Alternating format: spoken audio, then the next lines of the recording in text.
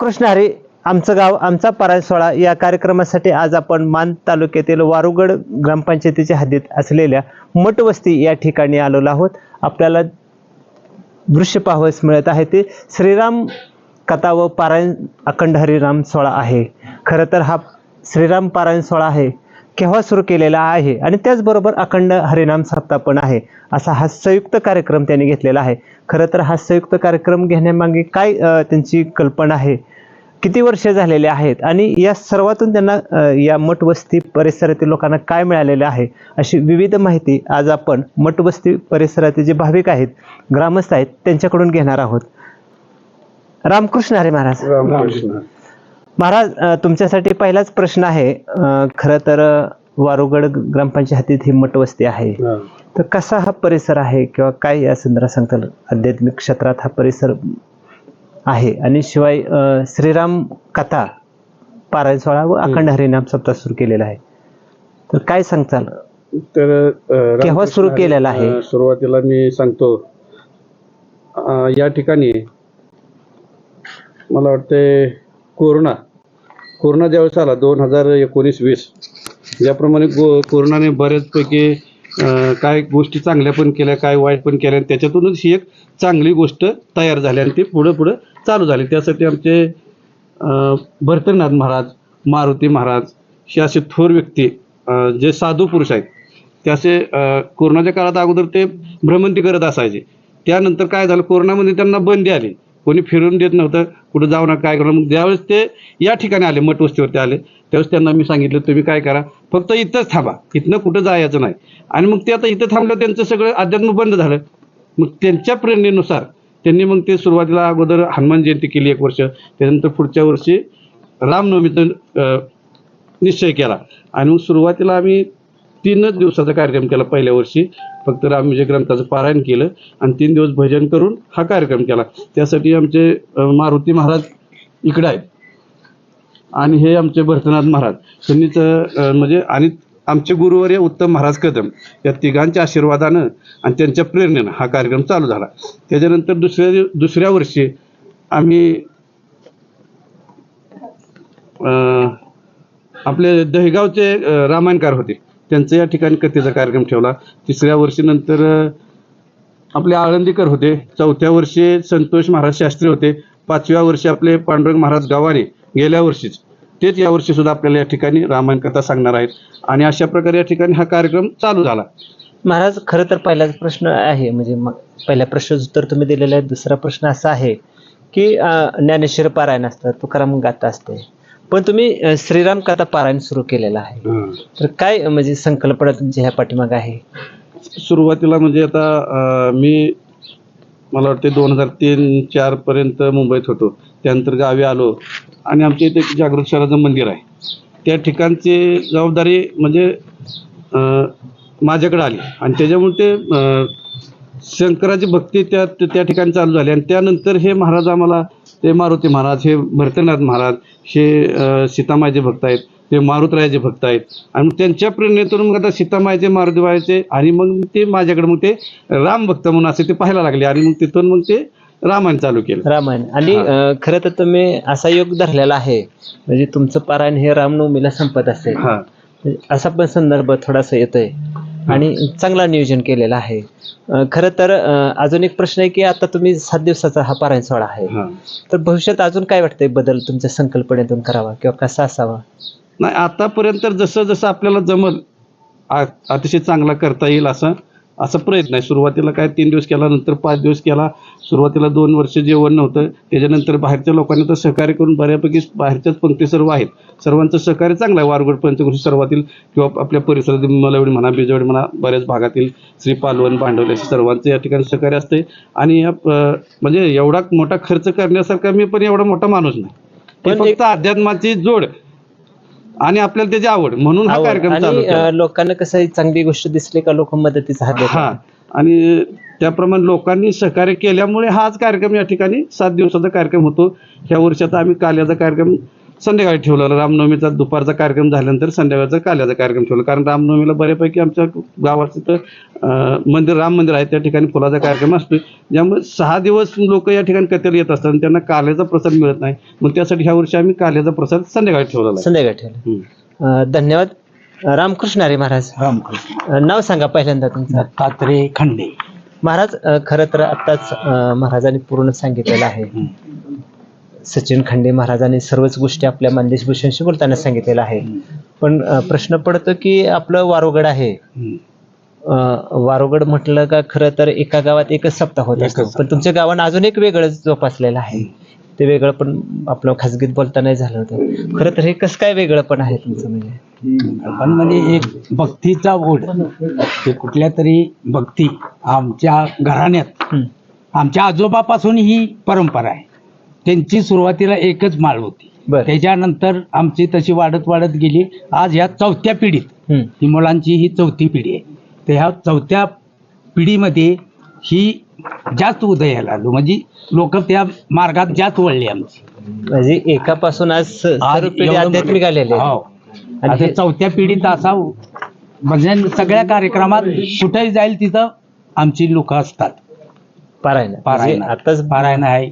आता शेरीतला सप्ताह झाला, परत हे उगळेवाडीतला झाला, परत घोडेवाडीत झाला, परत गडातला झाला. हाच वेगळं पण मी वेगळं पण. हेच प्रश्नाचं उत्तर तुमचं आत्ताशी मिळालेलं आहे. त्यामुळे प्रत्येक ठिकाणी ही ओढ आहे. त्या ओढीमुळं ही सर्व त्यातमध्ये आपल्याला उत्साह मध्ये परमार्थ कसा करायचा ही यातून आपल्याला प्रेरणा मिळते. म्हणजे त्यांची पिढी आहे, लहान मुलं आहेत. त्यात ही 4थी पिढी आहे आमची. ह्या 4थ्या पिढीत ही परमार्थ उतरला आहे. 4थ्या पिढीमध्ये जास्त असा उचलला गेलाय परमार्थ. त्यामुळं अधिक वाढत जाणार हे असं आमचं. एका पिढी दुसरी पिढी. आणि खरं तर आपण बघतोय, म्हणजे तुम्ही बघताय, मी फिरत असताना बघतोय, लहान मुलांच्या गळ्यात माळ नसते तुळशीची आणि त्यात मुलींच्या गळ्यात नसते. पण आज तुमच्या मठवस्तीमध्ये आल्यानंतर हे चित्र आम्हाला वेगळं दिसलं. लहान मुलं भजनात आहेत, मुलींची किंवा मुलांच्या गळ्यात सुद्धा माळा आहे. खरं तर हे तुम्ही एक पाया टाकलेला अध्यात्माचा आतापर्यंत हा 4थ्या पिढीमध्ये मिळालेला आहे. धन्यवाद महाराज. रामकृष्ण हरी महाराज. रामकृष्ण. महाराज, या वर्षी जे कार्यक्रम आयोजित केलेले आहेत ते कार्यक्रम कोणकोणते आहेत? पहिल्यांदा तुमचं नाव सांगा. माझं नाव लालासो सर्जेराव खंडे. आता कार्यक्रम आहेत, 7 दिवस साधारण कार्यक्रम आहेत. तर आजपासून कुठले कुठले कार्यक्रम आहेत? स्टार्टिंगला म्हणजे कसं आहे, इथं दैनंदिन कार्यक्रम जर म्हटलं तर पहिल्या स्टार्टला इथं आज पहिला हरिपाठ होणार, त्याच्यानंतर रामकथा होणार, रामकथा नंतर मग भोजनाचा संध्याचा कार्यक्रम, महाप्रसाद, आणि सकाळी पाठी 4 ते 6 आणि कीर्तन, प्रवचन, भजन कुणाकुणाचे? म्हणजे कीर्तन आहेत, प्रवचन आहे तुमच्याकडे, कुणाकुणाचे? प्रवचन म्हणजे त्याऐवजी तुम्ही कथा सांगण्याचा कार्यक्रम घेतलेला आहे. कीर्तन कुणाकुणाचे होणार आहे ते तुमचे ह्यात? कीर्तन या ठिकाणी पांडुरंग महाराज गावाने फुलाचं कीर्तन आहे त्यांचं. त्याच्यानंतर गुरुवर्य हरिभक्त पारायण उत्तम महाराज कदम यांचे काल्याचे कीर्तन होणार आहे. त्यानंतर महाप्रसाद होणार आणि आदिनाथ महाराज गिरी यांचे कीर्तन आहे. 3 कीर्तन आहेत. 3 कीर्तन आहेत. म्हणजे रामकथा सर आहेत, पण ह्याच्यात सुद्धा तुम्ही समावेश केलेला आहे की कीर्तन सुद्धा ठेवलेले आहेत आणि अखंड हरिनाम सप्ताह आहे. म्हणजे सर्व तुम्ही योग मठवस्तीच्या भाविकांनी जुळवलेला आहे. आणि रामनवमी दिवशी तुमचं जन्मोत्सव असणार आहे, नंतर कालच कीर्तन संध्याकाळ. धन्यवाद. रामकृष्ण हरी महाराज. बरं, नाव सांगा तुमचं आता. हरिश्चंद्र. दादा, एक सांगा, तुमच्या गळ्यात तुळशीची माळ पण आहे. आता हे सगळं बघितल्यानंतर बऱ्याच वेळेला तुम्हाला विचारलं जाते की तुम्ही इतक्या वर्ष पारायण सोहळा करताय, रामकथा सर करताय, तर काय मिळालं असा प्रश्न विचारला जातो. तर तुम्हाला काय वाटतं, हे आपल्या हे सर्व आध्यात्मिक काय मिळालं यातून? आम्हाला बरेच परमार्थ मिळाला आणि आता काय होईल, आनंद भरपूर मिळाला आम्हाला. आनंद आहे, समाधान आहे, समाधान, बऱ्याच गोष्टी आहेत.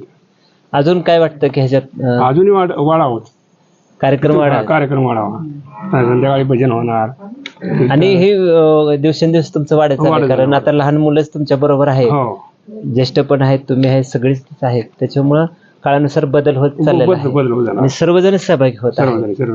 त्याच्यामुळं आनंद मिळतोय, समाधान मिळतंय आणि सगळ्याच गोष्टी ह्याच्यात. धन्यवाद. रामकृष्ण हरी महाराज. रामकृष्ण.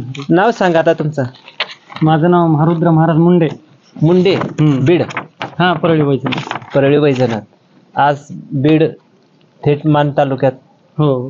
काय कारण आहे पाठीमागं येण्याचं? माझं येण्याचं कारण असं की आमचे हरिभक्तपरायण सचिन दादा खांडे या परिवारानं मला दरवर्षी बोलवतात. त्यांचं प्रेम आहे. माझं गाव परळी वैजनाथ.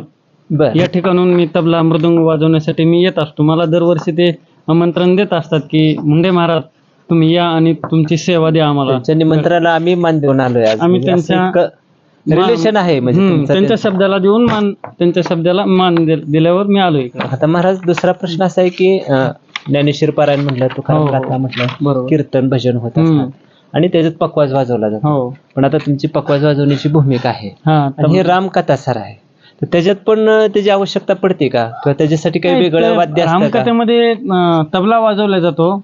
तबला मृदुंग वाजवला जातो. ते पण त्याचं चाल वगैरे सगळंच वेगळं आहे का? मग त्याच्यामध्ये रामकथेमध्ये भावगीत असतात, ध्येय असतात. मग त्या ध्येयाबरोबर तबला मृदुंग त्या संगीतामध्ये वाजवले जातात. आमचे समाधान महाराज ते अवताडे आहेत, ते बुलबुल वाजवतात आणि पॅड वादक आमचे महाराज आहेत, शिंत वादक आहेत. म्हणजे असं त्यांची आमची सात संगत असते. ही अशी सात संगत आमची रामायणाला असते रामायण आणि असं रामकथा असते. रामकथा सरांचा कार्यक्रम म्हणजे जसं आपण कीर्तन प्रवचन ऐकतो तसाच हा हो. वेगळा भाग, आणि ह्याला वाद्य सगळं वेगळं लागतं. हा हा. म्हणजे असं हेच आपलं आध्यात्मिक वाद्य असतं. आध्यात्मिक वाद्य असतं. रामकृष्ण रामकृष्ण. रामकृष्ण हरी ताई. रामकृष्ण. ताई नाव सांगा पहिल्यांदा तुमचं आता. माझं नाव स्वरूपाली सचिन खांडे. बर. ताई असा प्रश्न आहे की आता तुम्ही सगळं हे बघताय, म्हणजे तुमच्या बरोबर महिला पण आहेत सगळं, तर कसं काय म्हणजे नियोजन यातून असतं? कार्यक्रम एवढा असं मोठा एकच आहे. मिळतं की आपल्याला समाधान आणि एकात्मिकता, सगळं असं एकत्र आल्यावर असं वातावरण सगळं आध्यात्मिक हा, पण आणि सगळंच तयार सगळं. होतं, समाधान. समाधान मिळतं. हम्म. आणि एवढं मोठं कित्येक वर्ष झालं तुम्ही कार्यक्रम हो. करताय. खरं तर एक छोटा कार्यक्रम 6 वर्ष झाली. 6वं वर्ष आहे आता. 6वं वर्ष आहे आणि सगळ्यातून आपल्याला समाधान मिळतं. सगळ्यांचं सहकार्य आणि सगळे जण येतात सहखुशीने, सगळं म्हणजे कार्यक्रम व्यवस्थित पार पडतात. शेवटपर्यंत सगळं करून सगळं जातं. हेच मोठं समाधान आहे. हा, समाधान. दीदी तू पुढे ये. तू पुढे ये. रामकृष्ण हरी. रामकृष्ण. तुझं नाव सांग आता माझं पहिलं. नाव श्रेया सचिन खांडे. श्रेया, तू मगाशी हार्मोनियम वाजवत होते. खरं तर तुझं ते स्किल आहे ते.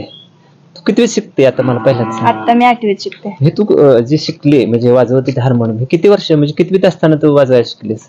तसं मी पहिल्यांदा सुरुवात पहिलीत असताना केली होती, बर पण माझी प्रगती गेल्या वर्षीपासून सुरू झाली नाही. बर. मग मध्ये खंड का पडला काय? म्हणजे पहिलीपासून पहिले तू शिकली आणि मध्ये खंड पडला आणि आता तू सांगते प्रगती झाली.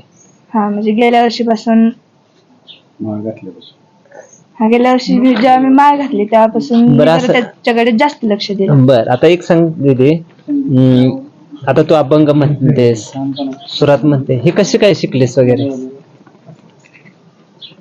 म्हणजे पहिल्यांदा माझ्या घरात परमार्थच होता, त्यामुळं मला लहानपणापासूनच संगीताची आवड आहे. संगीताची आवड आहे. आणि तुझ्या जोडीला पण तुझ्या मैत्रिणी आहेत त्या? बहिणीच आहेत माझ्या. त्या बहिणीच आहे त्या. म्हणजे इतकं चांगलं गाताय तुम्ही, म्हणजे असं शाळकरी मुलं कुठं दिसत नाहीत, पण खूप चांगलं गाताय. भविष्यात काय विचार आहे म्हणजे तुझा, म्हणजे ह्याच्यात मास्टर की मिळवायची, अजून काय भविष्यातला काय विचार आहे तुझा? भविष्यात संगीत शिकायचंय मला. बर. संगीतासोबतच सगळंच म्हणजे आलं पाहिजे. हा, सगळंच आलं पाहिजे. म्हणजे हार्मोनियम मध्ये संगीत तू शिकणार, जास्त जे काय ज्ञान आहे त्याच्यात मिळवणार तू, आणि हा. सगळ्याच गोष्टी आल्या पाहिजे. हा. शिक्षण पण झालं पाहिजे, असा विषय आहे तुझा. धन्यवाद. या बाबा पुढं. बाबा, तुमचं नाव सांगा आता पहिल्यांदा. आमचं नाव जोरात जरा बोलायचं. मारुती गंगाराम. बर. बाबा एक सांगा, तुमचा तिथं फोटो लावलेला आहे. हा. आता तुम्ही मार्गदर्शक आहात ह्या सगळ्यांनाच, काय सांगताल ह्या लोकांना? म्हणजे काय एवढं 6 वर्ष झालं कार्यक्रम करतोय, त्यांनी तुमचं नाव सांगितलंय. नामाचं महिमा मोठा असते. बर. आणि ते नाम अखंड घेत राहील. अखंड नाम चालूच असते इथं. सकाळी पहाटे 4 वाजल्यापासून. आणि ते नाम तुम्ही ह्या पिढीला घ्यायला लावलेलं आहे आणि सर्वांपर्यंत पोहोचवलेलं आहे. धन्यवाद. रामकृष्ण रे. रामकृष्ण. ताई तुझं नाव सांग आता. माझं नाव कुमारी तुलसी सचिन खंडे. तुळशी, आता एक सांग, खरं तर तू मगाशी भजन गात होते, खूप सुंदर गायलेलं आहे. कसं तुला ते जमायला लागलं? ते म्हणजे आमच्या घरात अगोदरपासूनच परमत आहे आणि त्याच्यामध्ये माझी बहीण माझ्या अगोदर शिकली होती आणि तिनेच मला शिकवलं. तिचं ऐकून ऐकून मी शिकले. तू पण शिकले? अरे वा. कितवीला आहे तू आता? 6वी. 6वीला. मग कितवीपासून तू हे शिकले भजन म्हणायला? मी गेल्या वर्षीपासूनच माझ्या जे कलेत प्रगती झाली. तसं म्हणलं तर माळ घातल्यापासूनच त्याच्याकडे मी जास्त लक्ष द्यायला लागली. अरे वा. अजून काय पुढे विचार करण्याचा, म्हणजे हार्मोनियम शिकण्याचा काय वगैरे काय? तुला तर हार्मोनियम येत नसेल, पण ते शिकणार का तू? हार्मोनियम येतं, वाजवता येतं. मी पुढं होऊन संगीत विशारद होणार आहे. संगीत नंतर न कीर्तनकार बनणार. अरे वा. धन्यवाद. रामकृष्ण रे. रामकृष्ण. नाव सांग तुझं आता पहिल्यांदा. शिवतेज सचिन खंडे. शिवतेज, आता तुझे दोन्ही बहिणींनी सांगितलेलं आहे हार्मोनियम वाजवते, ही दीदी हार्मोनियम वाजवते, आणि तू काय वाजवतोस? तबला वाजवतोस. कितवीला आहे? 4थी. 4थीला. पुढं काय अजून काय काय त्याच्यात? दीदीने सांगितलं मी जास्त शिकणार आहे त्याच्यात. तबला विषय. तबला विशारद होणार. आणि पुढं शाळेत शिकून पुढं काय होणार? मोठा. असं दे. धन्यवाद. ये बाळा इकडं. नाव सांग तुझं. तन्मय संतोष खंडे. तन्मय, तू किती शिकत आहे? 7वी. 7वीत. भजन ह्याच्यात काय काय म्हणतोस तू? हरिपाठ. हरिपाठ म्हणतो. तबला वाजवतो का? तबला नाही, पकवास. पकवाज वाजवतो. अरे वा वा. धन्यवाद. खरं तर श्रीराम कथेचा जो पारायण सोहळ्याचं जे फलित आहे, ते फलित खरं तर मठवस्तीसारख्या छोट्याशा वस्तीत मिळालेलं आहे. खरं तर मी बऱ्याच वेळेला प्रश्न विचारत असतो की अखंड हरिनाम सप्त्यातून काय मिळालेलं आहे. त्यावेळेला अनेक गावची लोक सांगत असतात की आमच्या कीर्तन प्रवचनकार निर्माण झालेलं आहेत. पण वारुगडच्या ग्रामपंचायत हद्दीत असलेल्या मठवस्तीमध्ये खरंच एक प्रेरणास्थान निर्माण झालेलं आहे.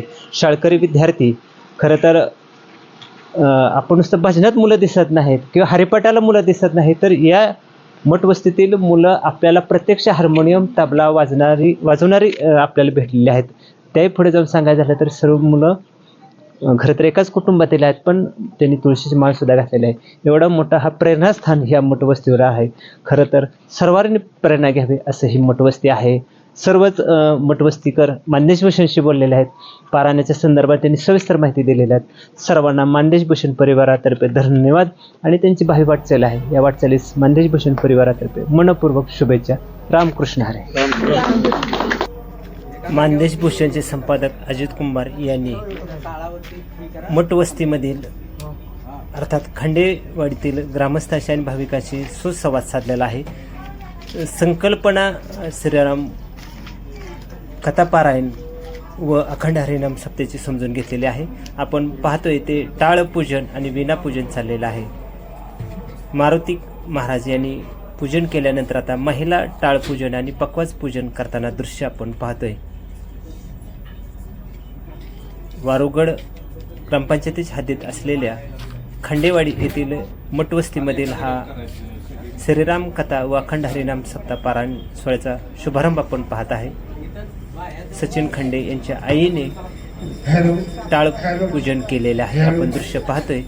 शाळकरी विद्यार्थी भरतर महाराज, सचिन खंडे महाराज अशा विविध मान्यवरांनी टाळपूजन आणि पकवाजाचं पूजन केलेलं आहे आणि पंचपदीचा शुभारंभ झालेला आहे. शाळकरी विद्यार्थी आणि खंडेचे वाडीमधील भाविक ग्रामस्थ या पंचपदीच्या कार्यक्रमात सहभागी झालेले आपण दृश्य पाहतोय.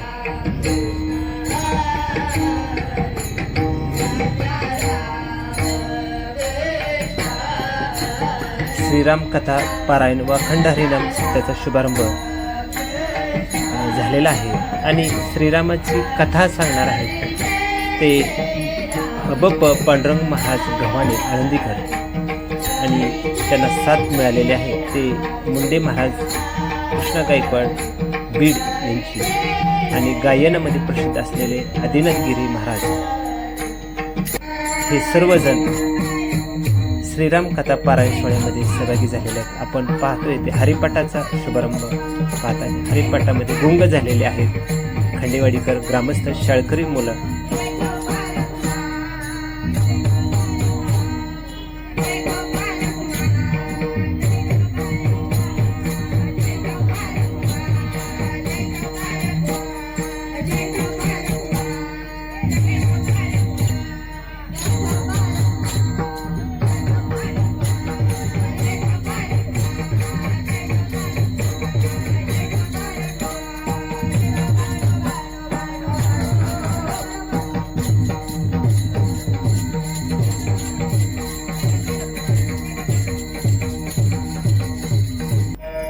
आपण दृश्य पाहतोय ते श्रीराम कथा जे सांगणार आहेत ते पांडुरंग महाराज गव्हाणे आळंदीकर आहेत. त्यांचं स्वागत आणि पाद्यपूजन सचिन खंडे व त्यांच्या पत्नी करताना आपण दृश्य पाहतोय. दत्तात्रय खंडे महाराजांनी श्रीराम कथा घेतलेला आहे आणि या श्रीराम कथा ग्रंथाचं पूजन, हनुमंतरायाचं मूर्तीचं पूजन, प्रतिमेचं पूजन आपण पाहतोय. सचिन खंडे, दत्तात्रय खंडे यांच्या हस्ते आपण हा कार्यक्रम पाहतोय. पूजनाचा कार्यक्रम सुरू आहे. ग्रंथपूजन आणि हनुमंतरायाचं पूजन आपण पाहतोय. प्रतिमेचे पूजन केलेलं आहे आणि पांडुरंग महाराज गव्हाणे आळंदीकर हे श्रीराम कथा सांगण्याचा शुभारंभ करणार आहेत. पहिलाच दिवस आहे. सलग 7 दिवस श्रीराम कथा सांगणार आहेत. श्री मारुतरायाच्या प्रतिमेचे पूजन, ग्रंथाचे पूजन करतायत. गायक आहेत आदिनाथ गिरी महाराज त्यांच्यासोबत आहेत. त्याचबरोबर मारुती महाराज आहेत. सर्वांनी ग्रंथपूजन आणि मारुतीरायाच्या प्रतिमेचे पूजन केलेले आहे. आपण दृश्य पाहतोय ते श्रीराम कथा पारायणाचा शुभारंभ सुरू आहे. पहिलाच दिवस आहे त्याच्यामुळे भाविकांची संख्या सुद्धा हळूहळू वाढत चाललेली आहे. पण थेट आता श्रीराम कथा पारायणात झालेला आपण ऐकूया श्रीराम कथा पारायण सोहळ्याचा शुभारंभ.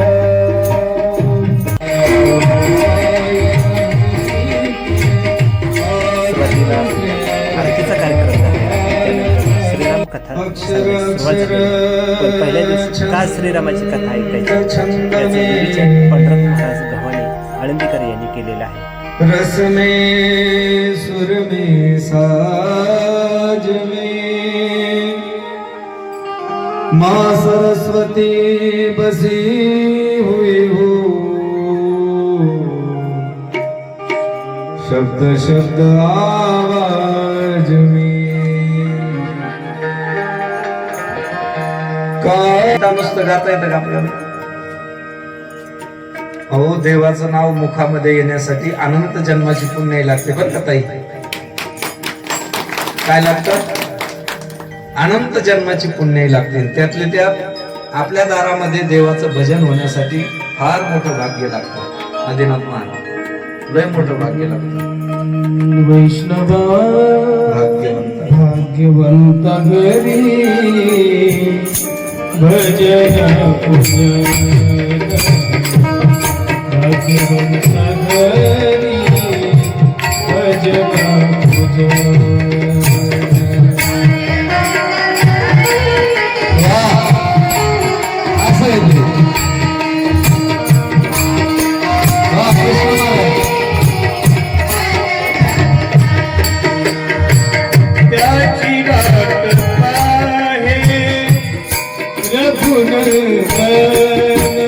त्याची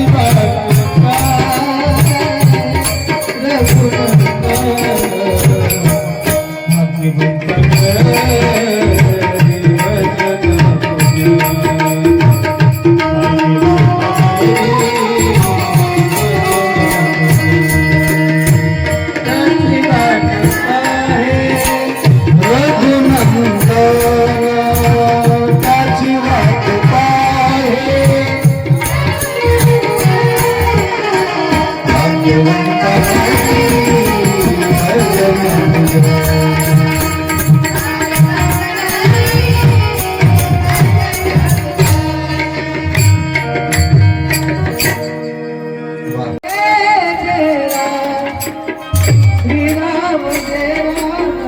कथा का समजून घ्यायची हे पांडुरंग महाराज भगवान यांनी सांगितल्यानंतर आरतीचा कार्यक्रम घेतलेला आहे.